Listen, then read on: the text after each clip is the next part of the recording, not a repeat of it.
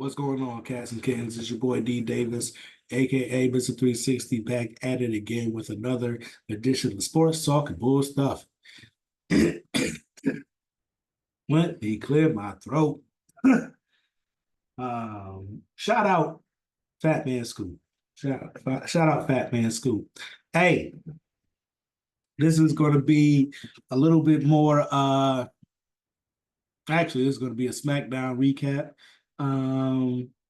What I remember of SmackDown.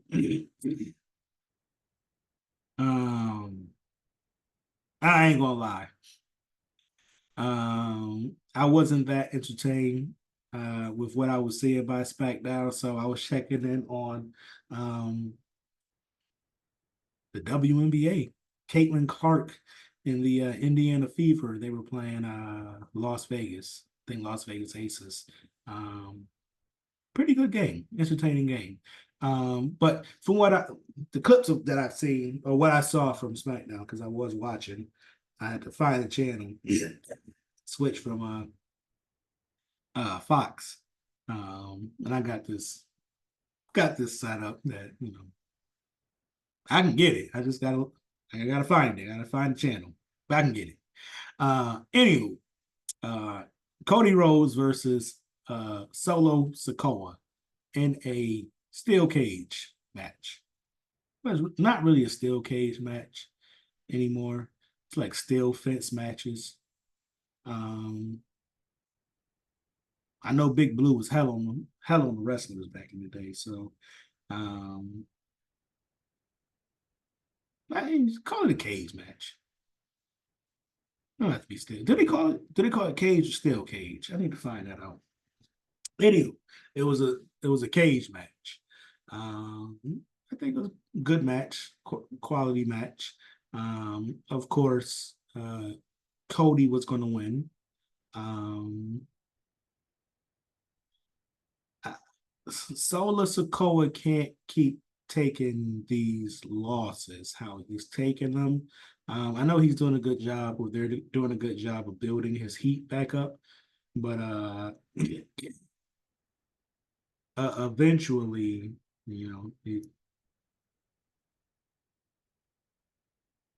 they're gonna have to stop programming him with Cody. He's probably gonna have to get some wins over maybe a Randy Orton or Kevin Owens. One of those. He's not gonna beat Cody.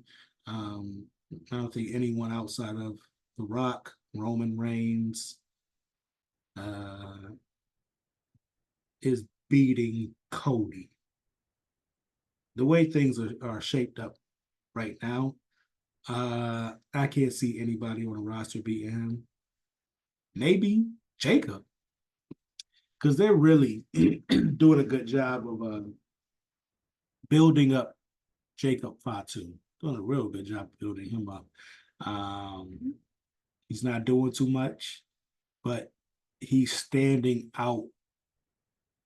He stood out, and they've pushed him so that he could be that standout star. But I don't think anyone outside of The Rock, Roman,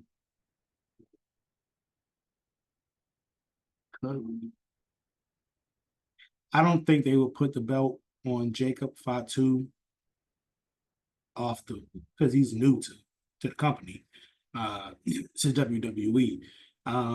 But who knows?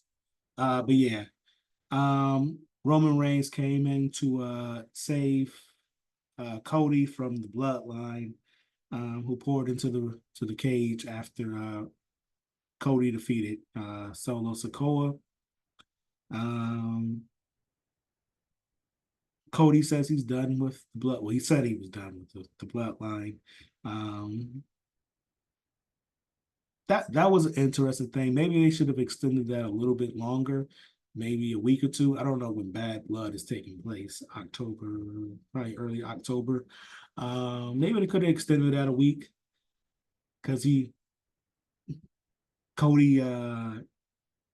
Well, first, Sola Sokoa and Jacob Fatu issue a challenge to Cody and Roman Reigns for Bad Blood. Cody goes to the commission of SmackDown. Forgot his name. Um, Former NWA champion. It'll come to me once I stop thinking about it. And say he's done with the bloodline after the cage match. Um, so that was a nice cliffhanger. And then as you move on, 45 minutes later, what he said, he didn't mean because he signed a contract. I'll just get into it. He signed a contract that was presented to Roman Reigns at the end of SmackDown, and Roman Reigns was jumped by the bloodline, and Cody came to assist him, and then he signed the contract for Bad Blood. What happened was it was an interview before all that happened, and Roman Reigns said essentially he didn't need Cody or something like that. But as it played out, the match for Bad Blood, will be a tag match between Jacob Fatu, Solo Sikoa against Cody Rhodes and Roman Reigns. Take that for what it is. I think it'll be interesting. It's an interesting match to see the chemistry between the two performers, Roman Reigns and Cody.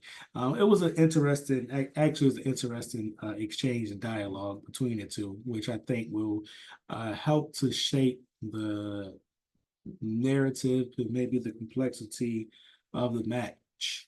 The complexity of the match is, how will they get along together as a team, opposed to, look, 2.0. But I think Roman definitely said that this is his WWE, and said something else about, his universe or whatever, something, that the WWE was his. And Cody, his rebuttal was, well, it was until WrestleMania. That was mine, which good. I like the comeback. Didn't like the delivery. As I've said numerous times, that Cody Rhodes is that can't be Dusty Boy. Dusty Rhodes was entertaining with he could speak. He's a very good talker, entertaining. And I think that is what made Dusty Rhodes a superstar. As Bruce Pritchard said, called the story, the second most recognizable athlete in the world, only behind Muhammad Ali, baby. Dusty Rhodes was a worldwide attraction, worldwide star. Like, not just in the U.S. Like, them wrestlers back in the day traveled the world.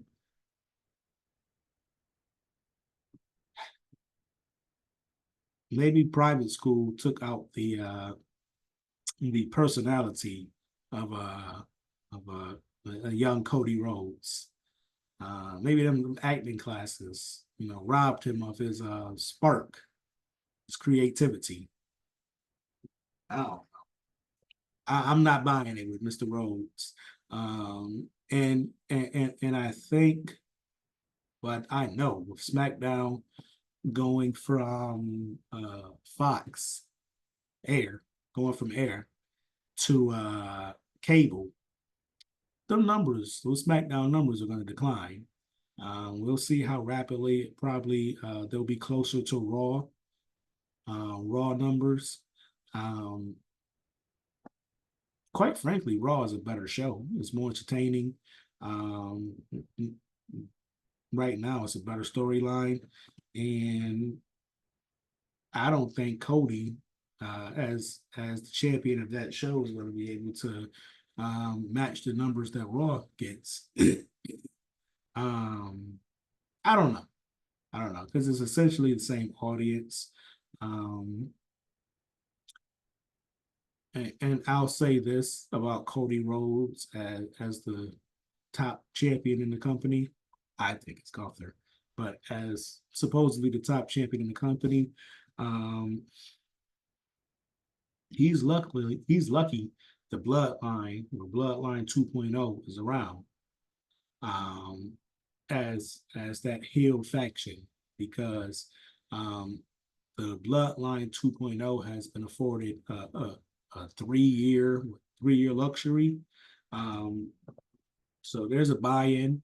There's a definite buy-in already to that storyline, and he just happens to be connected to that storyline. And that's probably what's going to carry his championship run um, throughout his run. Is just being connected to that bloodline story that was already over. And Cody Rhodes, in my opinion, is a great benefactor of uh, his father's success greatly. He's lucky his last name is Rhodes, Reynolds, whatever his last name is, but his show name is Rhodes. And they've been able to take advantage of that storyline of Dusty of the belt getting ripped off of Dusty in the garden in the 70s. Um, and what he did going to AEW, uh, stuff with the NWA.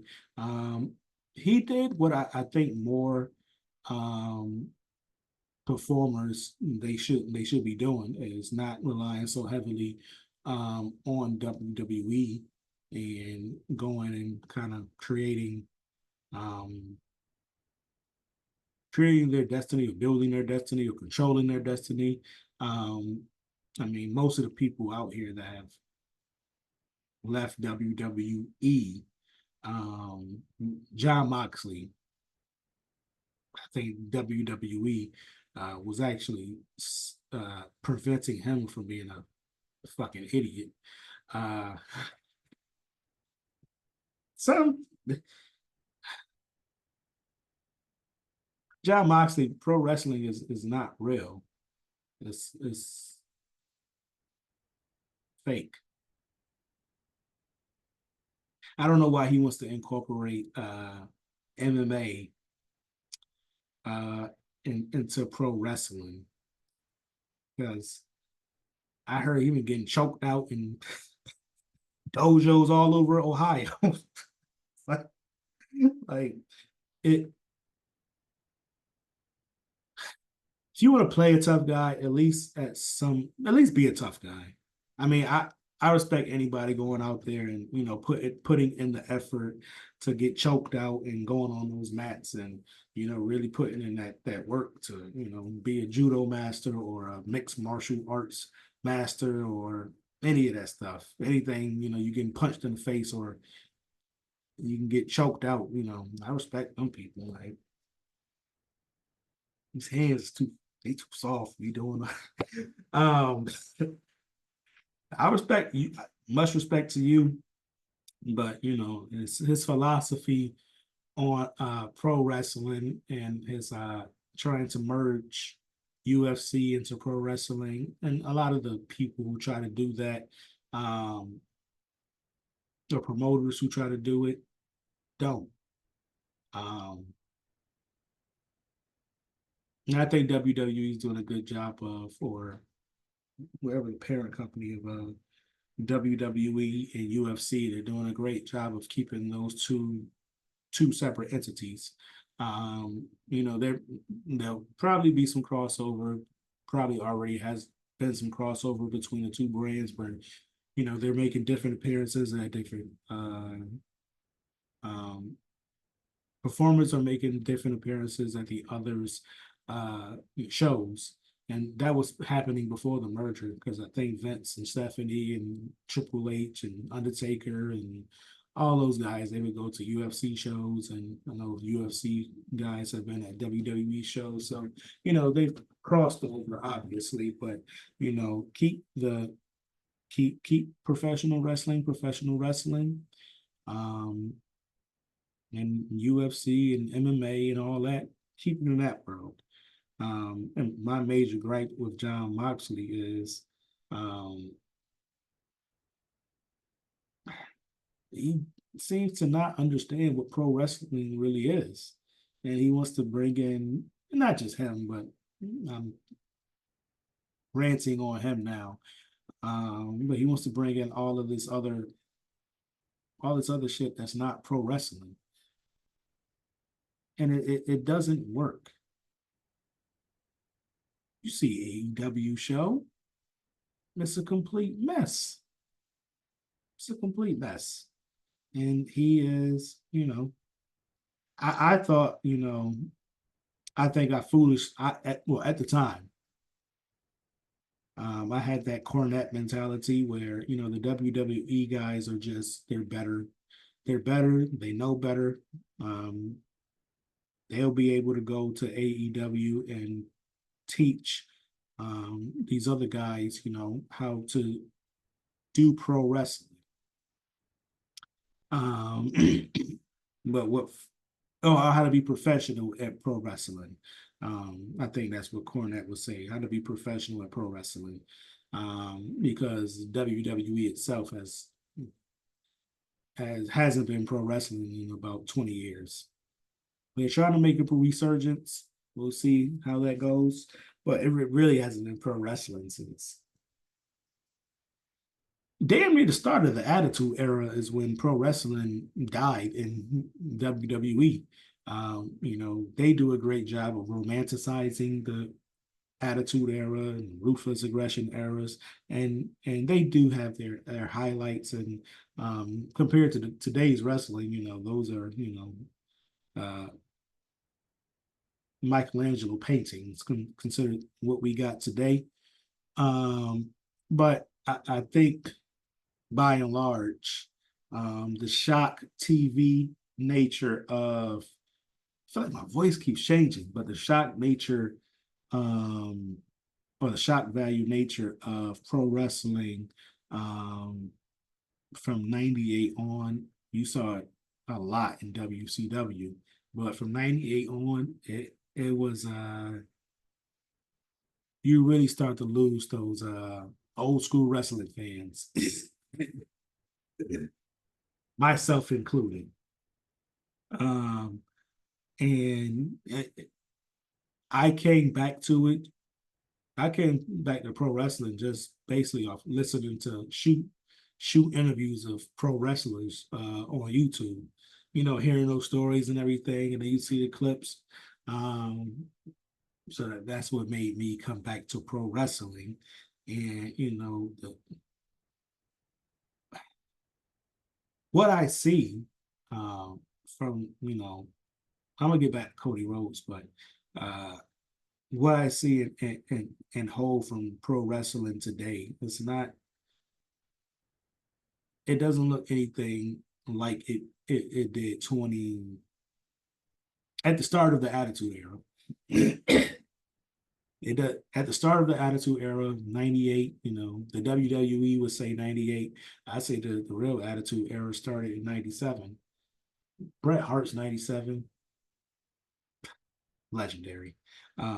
But that WWE, they're in their annals, they'll give it to 98, 99 as the creation of the Attitude Era.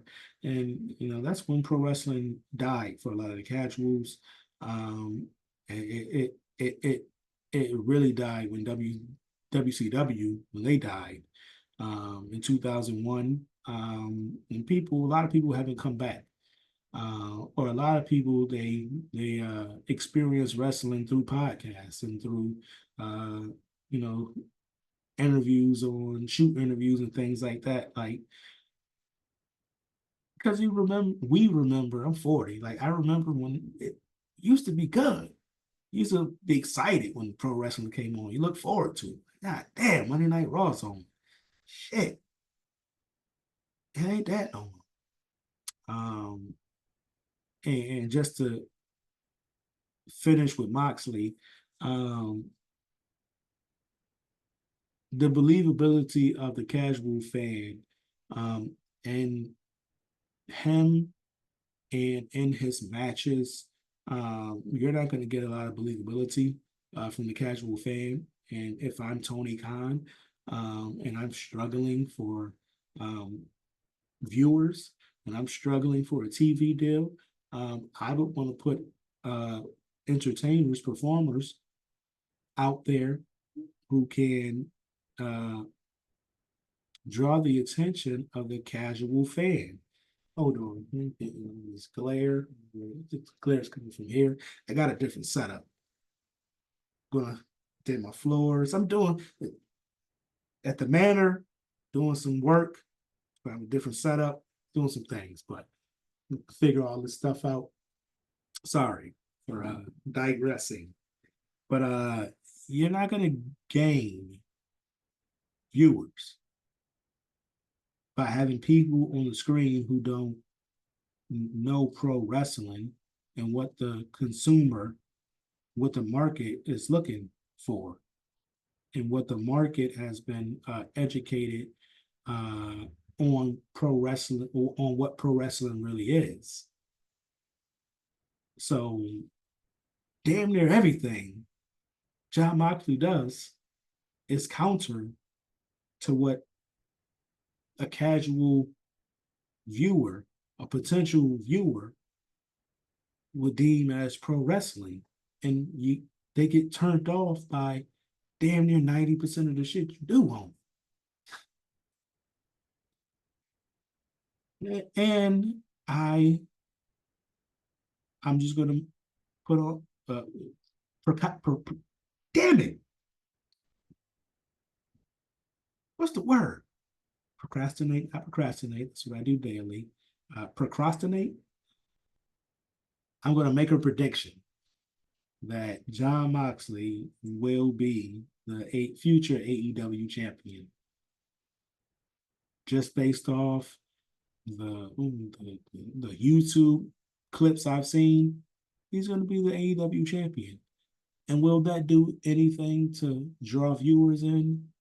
No, because he was the AEW champion prior, I think 2 or 3 times already. And they keep viewership down.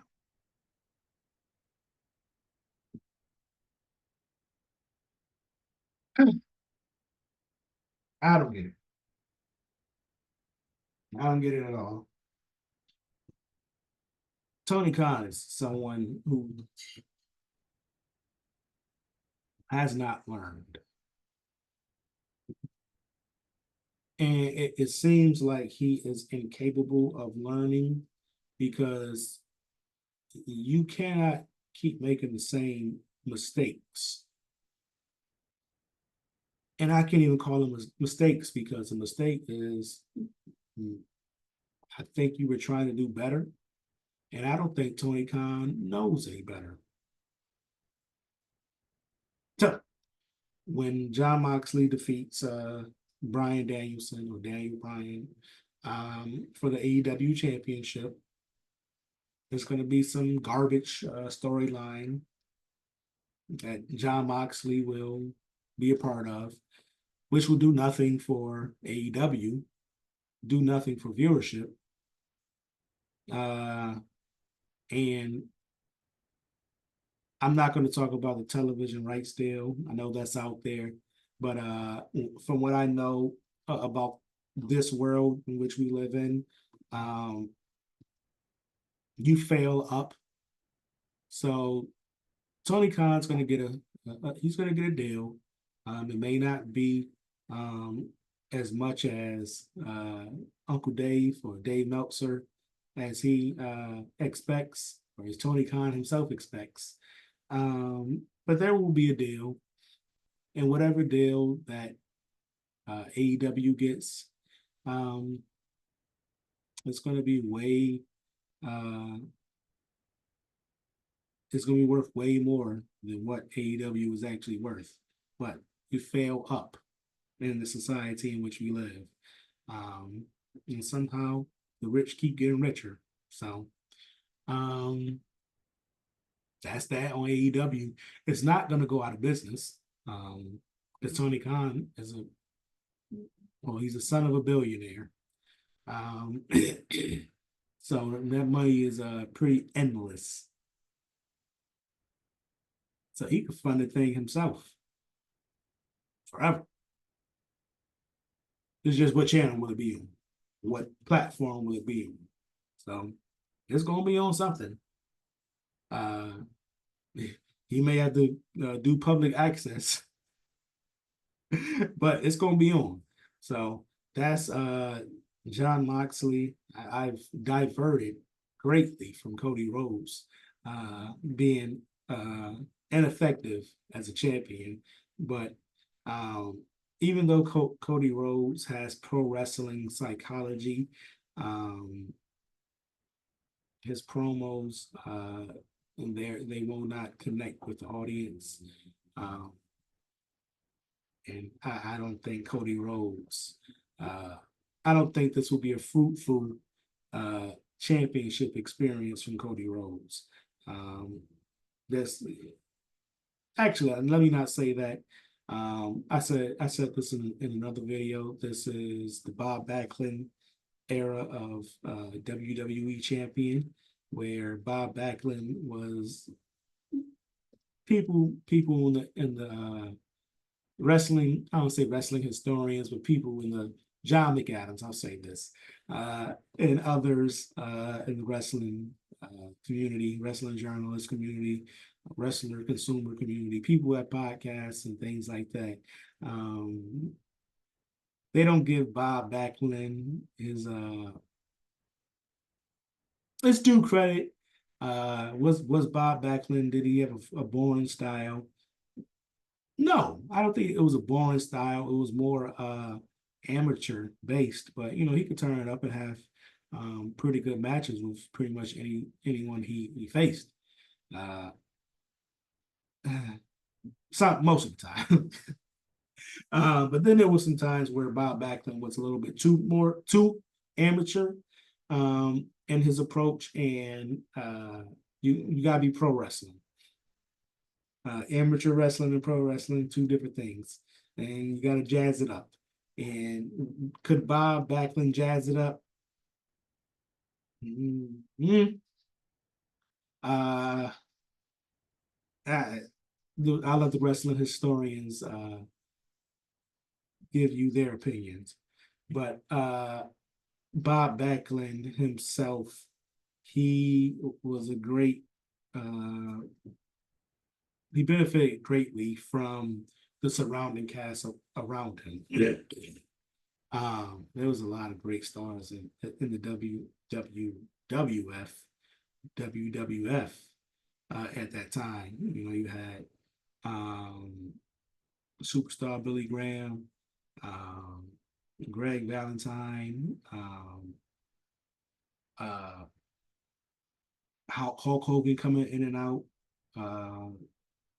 Jimmy Snuka coming in and out, Wild Samoans. You had my man, Lou Albano, Freddie Blassie, Sergeant Slaughter. I'm talking about early '80s, late '70s. You had some really good people, really good stars out there. Ernie Ladd, and I think Bob Backlund in the WWF at the time, um, they benefited greatly from the surrounding cast more so than Bob Backlund. And I've heard stories of Vince McMahon Sr. Making a bet about would they be able to make Bob Backlund get him over as a champion. And Vince Senior won that bet. So that's Bob Backlund, and I've been saying this. Cody Rhodes is the Bob Backlund of champions, and he's just benefiting greatly from the surrounding cast. And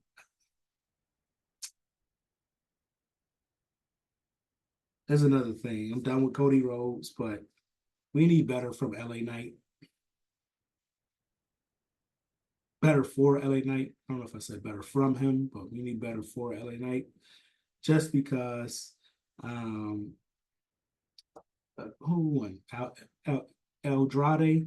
I think he won. He beat the other guy, Carmelo Hayes. He beat him. So I guess it's gonna be LA Knight versus Andrade. His first title defense. I think his first title defense, second title defense. You gotta come with something bigger than El Andre. On the other show, they've done a very good job of elevating Intercontinental Champion. Braun Breaker's over big time. He's intimidating all of the performers in that 4-way that they had on Raw. Confronting everybody in everybody's face, making them feel the pressure. You go against me, it's gonna be hard times on your ass, boy. I like that. I like Braun Breaker. Like they're doing. He's getting over. He's gotten him. Whereas LA Knight, he still got the promo. The people was on his side. But they got to do a better job of building up competitors for LA Knight, because you are only as good as your competition. And this is not about in-ring stuff. Like in-ring, they're going to do what they do, but this is what you do to get the people excited and interested in the match or a potential feud with LA Knight. And the people, in my opinion, who they are putting in that intercontinental title picture, no, these people ain't stars, baby. They're gonna be mid-level, lower mid-level people. I don't see it for Santos. I don't see it for Eldrade. I don't see it for dude with the braids, Carmelo Hayes. I don't see it for them. Like Carmelo Hayes is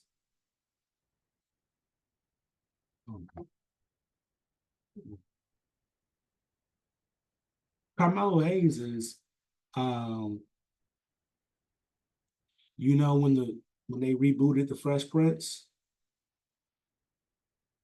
and like it didn't have any of the appeal of the original Fresh Prince and nobody watched it. Carmelo Hayes is the new Fresh Prince. Doing too much playing. And that's a critique of most of the WWE, the black WWE performers. Like, are you trying to be a black person? It seems like you're going out of your way to be quote unquote black. That's a major critique for me from this new era of WWE performers, black WWE performers. It seems like you don't know how to be a black person. Why are you acting so fucking silly and goofy? That's not how black people act. But that's who they put on TV. So um, yeah. Um, that the problems that SmackDown has, I don't know who's booking SmackDown. Um, I think as it transitions to the USA Network, you're going to see the difference in viewership between Raw, because it's still going to be on uh, USA for a couple months. You will see that the difference is Raw is a way better show, and Raw ain't even that good. But it's a way better show than SmackDown. And Gunther is a much, to me, in my opinion, is a way more credible and believable uh, champion, world champion, top champion than Cody Rhodes is. Um, I don't see it in Cody. And real talk, if Cody's last name, if Cody Rhodes' last name was Cody Stevens, he'd be just like Santos Escobar and Carmelo Hayes and Andrade. He'd be lower level um, WWE superstar trying to get to the mid level. Shit crazy, man. But we'll see when the story's over, and hopefully the WWE universe will not have to be subject to Cody Rhodes as the champion. And I'm not knocking. I mean, I am knocking Cody Rhodes, but he's just the fakest person ever to me. Like I I wouldn't be friends with Cody Rhodes. I don't think. Why are you talking to me like this? Can you use your real voice? Hmm? I am Cody Rhodes, and the level of this pleasure that I have with you right now is bewildering to me, and I have to go back and contemplate to myself how I feel. Shit like that. Like, why are you using on big ass words? Like, dang, Dusty boy, dang, Dusty boy. That could be Dustin's boy. I hear the shit Dustin. I hear the shit Dustin says. See the shit Dustin does. Y'all know he was Dustin Goldust was trying to get he wanted Vince to allow him to get breast implants for his Goldust gimmick. This was like 98, 99. Shot TV. Yeah. But I was hearing that Cody could really be Dustin's kid. I don't know. I don't know. Who knows? Who knows? But I wouldn't be surprised. Shouldn't be surprised by anything in the society in which we live, in this world in which we live, especially in pro wrestling. You know, pro wrestlers are professional liars. You get paid to lie. Pro wrestlers get paid to lie.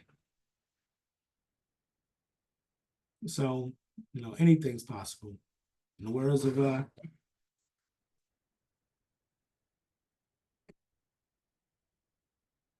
it's possible. My window's open. I don't want to be yelling too loud. People walking their dogs and shit outside. So I'm not gonna be screaming, but yeah. Oops. Yeah. Anything else happen on SmackDown? I'm going long, but I feel like I'm giving some good information. Uh, happened on not Raw, SmackDown. Because I gave you the beginning, gave you the end, the middle, LA Knight. I talked about LA Knight, yep, and all that stuff. Um, Kevin Owens, Kevin Owens and Randy Orton, they had a match against Austin Theory and his homie from Australia or New Zealand. Um, I don't mind them. I don't mind them dudes at all. Um, they're entertaining. They're a little too gimmicky with their entertainment, but I don't mind Austin Theory and Australian guy. I think yeah. Uh, I want to say Reigns, but Kevin Owens and Randy Orton won. That's pretty much the most. That's that's SmackDown. What I saw SmackDown. I'm sure other things happened that I wasn't paying attention to. Oh, Nia Jax came out. I turned channel. I think it was time to watch the WNBA at that time. So um, I can't give you a grade because I did not watch enough of it. But if I was to give a grade, I would say a C. C. So um, Raw is just a better show. They have better, bigger stars. Um, and they got the feud of the year with um I keep want to say Roman Reigns, um, CM Punk and Drew McIntyre. That's the feud of the year. They got the champion, the big champion right now in Gunther. Um, and some other stuff going on. Braun Breakers over there. Um, and they're bigging up their undercard, like the things that they're doing with uh Sheamus and Dragonoff and the dude that do the announcements for Gunther. You know, they are being programmed a lot better than the guys on SmackDown are. So this really gonna show the ratings between the two products on the same on the same network because um, when it's on Fox, that's everybody can watch Fox. Old people flicking through channels, they get their um, allotment of channels, and it's easier to get Fox than USA because USA isn't available. So when the playing grounds are a little bit more even, we're gonna see what the viewers and what the numbers show. And I expect Raw to probably over time, at least by December. So we got about 3 months left until it goes to Netflix. Um, got three months of data to see what's up. Uh, so that's going to show, who's drawing and who's not drawing. So yeah, this has been a late WWE Smackdown review with a little AEW mixed in. Moxley and my critiques of him, and a couple of my thoughts on Tony Khan as a owner, promoter, booker.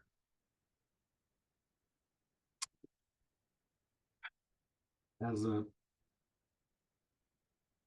promoter, you're supposed to get butts in the seats. Ain't doing too good of a job of that. As a booker, you're supposed to make or produce quality content for the consumer's entertainment. That you are not doing. And as owner, supposed to make some money. Now, I'm gonna end with this. I'm gonna just say this. I'm gonna end with this, but I think I've heard this a lot of times that um, the easiest way to make 5 million in the wrestling business, start with 10 million. I'm gonna end with that. This has been Sports Talk and Bull Stuff. Uh, heavy, heavy wrestling edition SmackDown review. A little bit that I saw of it. Please like, share, subscribe. I want to thank the people out there that have been watching these wrestling videos. Um, you like what I gotta say? Maybe the way I say it. Maybe when I go on my rants, you learn different things about things outside of wrestling. I just thank you for checking in. Y'all have yourselves a wonderful day. It's second week of the NFL season. Um, enjoy some football. Good luck to your fantasy teams. Um, if you have them, spend some time with the family. Um, have some good food, some good dip. Chill the fuck out. Peace.